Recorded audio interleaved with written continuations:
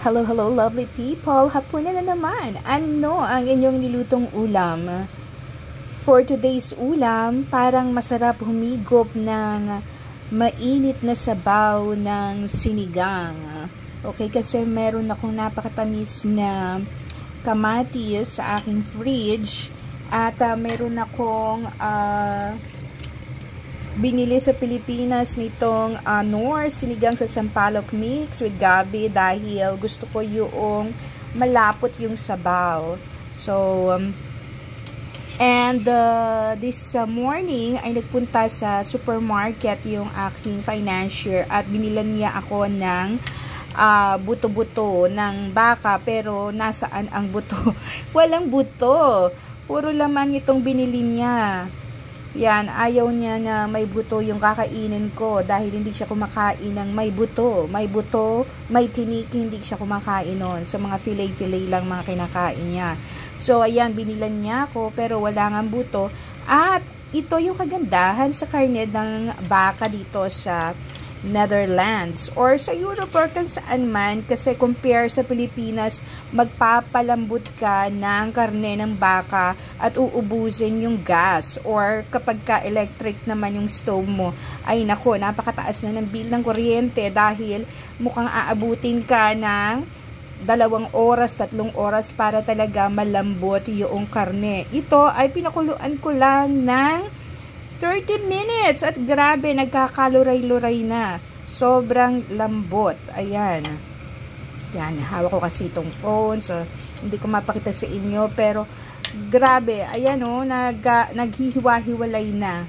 Yan, so dahil okay na ito, ay ilalagay ko na itong aking, lakasan na natin itong apoy, at ilagay na natin itong pampaasim. Okay, isang pack. Lagay natin lahat para masarap. Ayan. So, lalapot na ito. Hindi naman ako naglagay ng sobrang dami na sabaw. Kasi mas masarap yung konti lang yung sabaw. Ayan. So, antayin na lang natin ito na kumulo. So, wala pang mga gulay. So, ang ilalagay ko ditong gulay ay okra. Wala akong nabili na eggplant. Okay, nakalimutan ko. So, ipapakita ko sa inyo yung aking ilalagay na gulay. So, habang inaantay natin itong kumulo, papakita ko sa inyo yung mga gulay kong ilalagay. So, meron ako ditong labanos na amoy utot. Joke lang.